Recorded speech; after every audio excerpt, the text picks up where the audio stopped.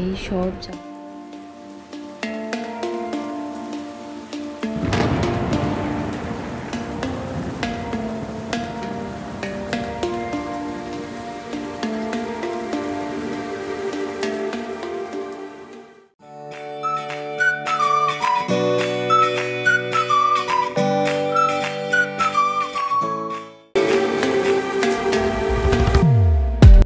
Hello বন্ধুরা, সবাই কেমন আছেন আপনারা? আশা করি খুব ভালো আছেন and welcome back to my channel to a new blog.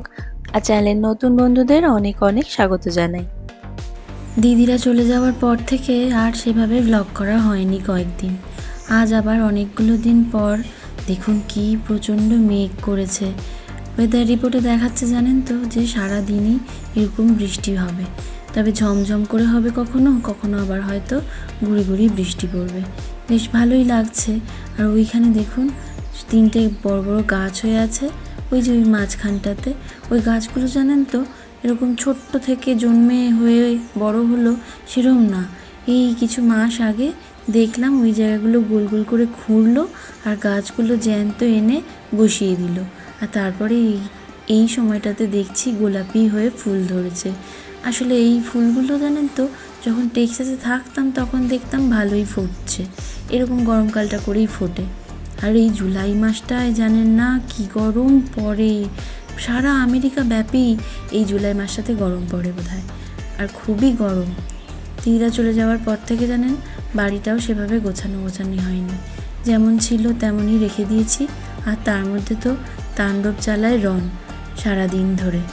আর এই সকাল সকাল উঠেছি আজ, 1 কাপ চা নিয়ে একাই বসেছিলাম, এই সমস্ত লন্ড্রির কাজগুলো করতে করতে চাটা খাওয়া হয়ে গেল। এবার দেখি রনকে তুলি, ওদিকে দীপ্তবে উঠে আর ওয়ার্ক ফ্রম হোম ওর আজকে, তাই অফিস করতে বসে পড়েছে। যতই যাই কাজ করি না কেন মনের মতো জানেন একটা ব্যাপার বেশ খচখচ করছে। কদিন ধরে এই খবরের নিউজ চ্যানেলগুলোতে দেখছি, প্রথমে তো কলকাতাতে ঘটনা ঘটেছে, কিন্তু তারপর সেটা সারা দেশ জুড়ে ছড়িয়ে পড়েছে। আর এখন তো এটা বিদেশের মাটিতেও এসে পৌঁছেছে। আরজিকর মেডিকেল কলেজের সেই ঘৃণ্য অমানবিক ঘটনা।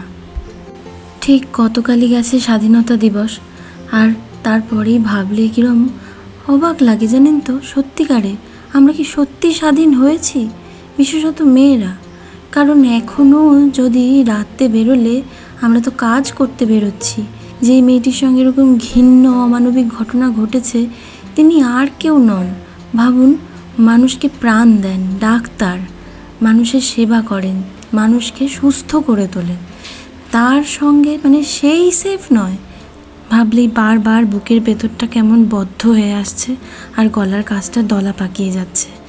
ভাষা নেই জানেন তো এগুলো বর্ণনা করার, সত্যি আর ভাষা নেই যে এখনও আমরা তো এই 21 শতাব্দীতে দাঁড়িয়েও যেখানে মহিলারা মহাকাশে পাড়ি দিচ্ছেন, মহিলারা দেশ চালাচ্ছেন, সেখানে মহিলাদেরকে মায়ের কোল খালি করে চলে যেতে হচ্ছে। এ নিছকই দুর্ঘটনা নয়, এ হচ্ছে অত্যন্ত ঘৃণ্য কুরুচিকর মানসিকতার পরিচয়। তার আত্মার শান্তি কামনা করা এটা তো নিছকই সান্ত্বনা দেওয়া মনকে। তাই মনে প্রাণে চাই যে বা যারা এই ঘটনার সঙ্গে জড়িত বা ঘটিয়েছে তারা যেন দৃষ্টান্তমূলক শাস্তি পায়।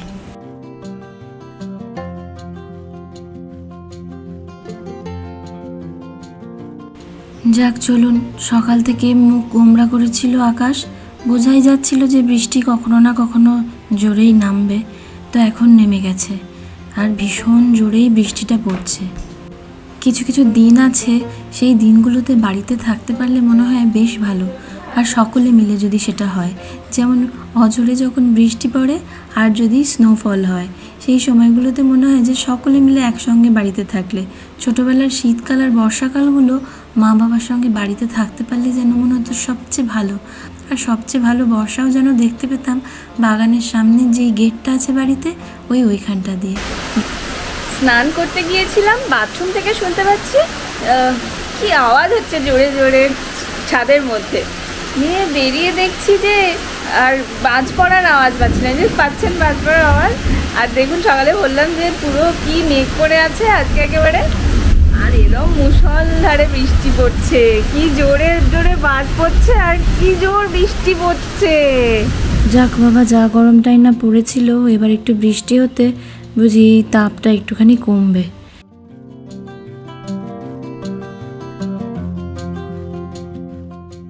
নিচের গাছগুলো দেখুন, বৃষ্টির জলটা কীরকম অদ্ভুত সুন্দরভাবে পড়ছে, আর গাছগুলো দেখতে কি সুন্দর লাগছে। আর ওই দূরে রাস্তাতে কত জল জমে গেছে, সেটা ওই গাড়িগুলো যাচ্ছে না, দেখলে বোঝা যাচ্ছে। বোধহয় ওই জায়গাটা নিচু খুব, ওই জন্য দেখেছেন কীরকম একবারে সেই মনে হচ্ছে সমুদ্রের জলে একটা ডলফিন বা তিমি মাছ লাফালে যেমন জলগুলো চারপাশে ছড়িয়ে যায়, ঠিক ওরম লাগছে।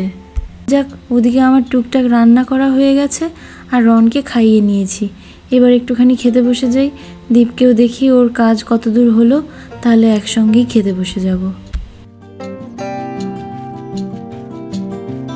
সারা বিকেল বৃষ্টির পরে এখন সন্ধেবেলা, আর দেখুন কি অবস্থা। এরম ঘটনা কিন্তু আমেরিকাতে সত্যিই বিরল বললেই চলে, খুব একটা হয় না। আদিও বা হয় কখনো কখনো, সেটা আগে থেকে ইনফর্ম করে দেওয়া হয় যে সেই সময় কারেন্ট থাকবে না, লোডশেডিং হয়ে যাবে। তো তার জন্য যা যা জিনিস করার প্রয়োজনীয় জিনিস যেগুলো করে রাখতে বলে সেইগুলো করে নেওয়া হয়। তো আজকে হঠাৎই এই বেরিয়েছিলাম রন আর আমি, একটুখানি এই বাইরে একটা খাবার অর্ডার করেছিলাম। আমাদের একদম অ্যাপার্টমেন্টের পাশেই একটা রেস্টুরেন্ট আছে, সেখান থেকে। ও মা, একে ফোঁটা ফোঁটা বৃষ্টি পড়ছে আর তার মধ্যে কারেন্টটা গেল চলে। রাস্তায় দাঁড়িয়ে আছি মা আর ছেলে। যাক, যদিও টর্চটা সঙ্গে করে নিয়ে গিয়েছিলাম, কি জানি কেন রাস্তা দিয়ে হেঁটে হেঁটে যাওয়া তো, ওই জন্য টর্চটা নিয়ে গিয়েছিলাম। ও বাবা, কারেন্টটা দেখলাম চলে গেল। একটা যদিও ধুম করে আওয়াজ হয়েছিল। এদেশে তো আবার কারেন্ট চলে যাওয়া মানেই সঙ্গে সঙ্গে ওই দমকলগুলোর ছোটাছুটি শুরু হয়ে যায়। তো তারপরেই দেখলাম যে গোটা দিনেক ফায়ার ইঞ্জিন এদিক ওদিক করে আওয়াজ করতে করতে চলে গেল। আর আমরা বাড়িতে ফিরে এসে অনেক খোঁজাখুঁজি করে তবে গিয়ে এই বাথরুম থেকে ক্যান্ডেলটা নিয়ে এসে জ্বালিয়েছি। খাওয়া হয় নিজে, ওই জন্যই ওই ডিনার করব, ক্যান্ডেল লাইট ডিনার হয়ে যাবে। আর আমেরিকাতে জানেন তো, কারেন্ট যদি চলে যায়, অনেক স্টেটে এরকম ব্যবস্থা আছে বাড়ির মধ্যে যে বাড়ির গ্যাসটা কিন্তু কারেন্টের ওপরে ভীষণভাবে ডিপেন্ডেন্ট। কারণ ওই ওভেনগুলো সেগুলো তো ইলেকট্রিক হয়, আর যদি ওই গ্যাস না থাকে তাহলে ওই ওভেনের ওপরেই ডিপেন্ড করলে তখন গিয়ে সামান্য একটু গরম জল বলুন অথবা খাবার যদি থাকে কিন্তু সে খাবার গরম না করলে কিচ্ছুভাবে খাওয়া যাবে না। তো এইটা হচ্ছে সবচেয়ে বড় সমস্যা কারেন্ট চলে গেলে কিছু কিছু রাজ্যে, যে খেতে না পেয়ে বসে থাকতে হবে। আর দ্বিতীয়ত থাকবে না ওয়াইফাই, ইন্টারনেট কানেকশন। আর এই সমস্ত কিছু যখন থাকবে না তখন অনেক কাজই বন্ধ করে রেখে দিতে হবে। তো এই জন্য কারেন্ট চলে গেলে কিন্তু আমেরিকা প্রায় 80% অচল হয়ে যায় বললেই চলে। তো যাক, গতকাল রাতে কারেন্টটা তাড়াতাড়ি চলে এসেছিল। যখন আসবে বলেছিল মাঝরাতের মধ্যে, মানে ওই 1টা 2টো বলেছিল, কিন্তু ওই 12টার মধ্যে চলে এসেছিল। আজ আবার পরদিন সকাল থেকে টুকটাক কাজ করে এখন একটু রান্নাঘরে এসেছি। ইলিশ মাছ কয়েকটা পিস পড়ে আছে, তাই ভাবলাম একটু ভাপা বানিয়ে নেব। আমি সাধারণত ভাপা করলে সর্ষে পোস্ত বাটা আর একটুখানি হলুদ, কাঁচা লঙ্কা, সর্ষের তেল, নুন এই সমস্ত দিয়ে করি। তবে আজকে ভাবলাম একটুখানি নারকেল বাটা দেব। নারকেল কোড়া তো ছিলই, সেটাকে একটুখানি বেটে নিয়েছি। আর তারপর সর্ষে পোস্ত বাটার সঙ্গে নারকেল বাটাটাও মিশিয়ে দিয়ে সামান্য একটু টক দই ফেটিয়ে দিয়ে দিয়েছি 1 চামচ মতো। আর এবার দিয়ে দিলাম একটু সর্ষের তেল আর ওপর থেকে গোটা কয়েকটা কাঁচা লঙ্কা, পরিমাণ মতো নুন। স্টিলের টিফিন কৌটে পুরে আর কড়ার মধ্যে 10 মিনিট মতো ভাপিয়ে এখন রেডি হয়ে গেছে। যাক, গতকাল তারপর আর ব্লগটা কন্টিনিউ করিনি। আজ আবার পরদিন সকাল, তবে ছুটির দিন, আর সেই জন্যই বেরিয়ে পড়েছি একটুখানি সামনাসামনি টুকটাক কিছু যদি দেখার জায়গা থাকে তাই জন্য সেই জায়গায়। ওই যে দূরে দেখা যাচ্ছে দেখছেন কিরকম একটা পাহাড়ের চূড়ার মতো, ওইখানটায় যাব। খুব দূর না, বাড়ি থেকে ওই যাতায়াত মিলে 3 ঘন্টা মতো পড়ে। আর কালকে যে অত মেঘ বৃষ্টি হয়েছিল, আজকে আবার খটখটে রোদ, বাপরে আর এই দেখুন ভিজিটার সেন্টারটার মধ্যে কীরকম একটা মেশিন, সেটাতে আবার ওই সুইচটা টিপলে প্রজাপতিগুলো কি সুন্দর উড়ছে, মানে নকল আর কি। আর এই ভিজিটার সেন্টারটাও বেশ সুন্দর। এবার ভিজিটার সেন্টারটা দেখা হয়ে গেছে, টুকটাক যা ছিল দেখে আমরা আবার জঙ্গলের মধ্যে দিয়ে, হ্যাঁ জঙ্গলের মধ্যে দিয়েই যেতে হবে অ্যাকচুয়ালি, যেখানটায় যাবো বলে এসেছি। ওই পাহাড় চূড়াটা যে দেখলেন ওটার নাম আসলে পাইলট মাউন্টেন। এই যে একটুখানি হেঁটে হাইক করে এসে এখন পৌঁছে গেছি। আসলে ওই পাহাড়টা, ওখানটাতেও যাওয়ার রাস্তা আছে, তবে সেটা বেশ কঠিন আর যা গরম, বারবারই বলছি। আর তো গরমের মধ্যে ভাবলাম ঘেমে নিয়ে আর কি করতে ওই পাহাড়টায় উঠবো, দেখবো তো ওকেই, আর সেটা এই দূর থেকেই দেখা যাচ্ছে যখন ভালো, আর ওইখানে উঠে কাজ নেই। আর ওপরে কত ভালচার উঠছে দেখেছেন? অনেককে দেখছি ওই নিচের সরু রাস্তা করা আছে, ওইখান দিয়ে হাইক করার আর ট্রেকিং করার শখ আছে যাদের আর কি। মাগো এই গরমের মধ্যে কি করে পারছেন ওনারা জানি না, তবে যাচ্ছেন।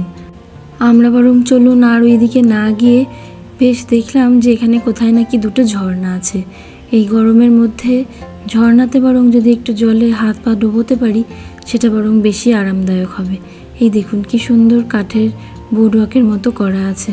যদি দিনের অন্য সময় আসা হয় অথবা অন্য কোনো সিজনে এই গরমের মধ্যে না এসে, তাহলে কিন্তু জায়গাটা বেশ সুন্দর। আর ওই যে নিচে দেখা যাচ্ছে ঝর্ণাটা পড়ছে, খুব ছোটোর মধ্যে তবে বেশ সুন্দর। আবার কত মাছ খেলা করছে জানেন জলে। দীপ তো বাচ্চাদের মতো একটা রুমাল নিয়ে মাছ ধরতে শুরু করে দিয়েছিল, তাতে করে সব ভিজেও গেল, রন মাঝখান থেকে ধপাস করে জলের মধ্যে পড়ে গেল, প্যান্ট ট্যান্ট সব ভিজে একাকার। তারপর ফিরে গেলাম ওয়ালমার্টে, ওই আবার রনের জন্য প্যান্ট কিনতে হলো, কিনে আর বাড়ি ফিরে গেছি। আর যাক, তার সঙ্গে ব্লগটাও এখানে শেষ করি। আবার দেখা হবে নতুন কোনো ব্লগে। ততক্ষণ সকলে খুব খুব ভালো থাকবেন আর সুস্থ থাকবেন এবং সাবধানে থাকবেন। আজকের মতো বিদায়।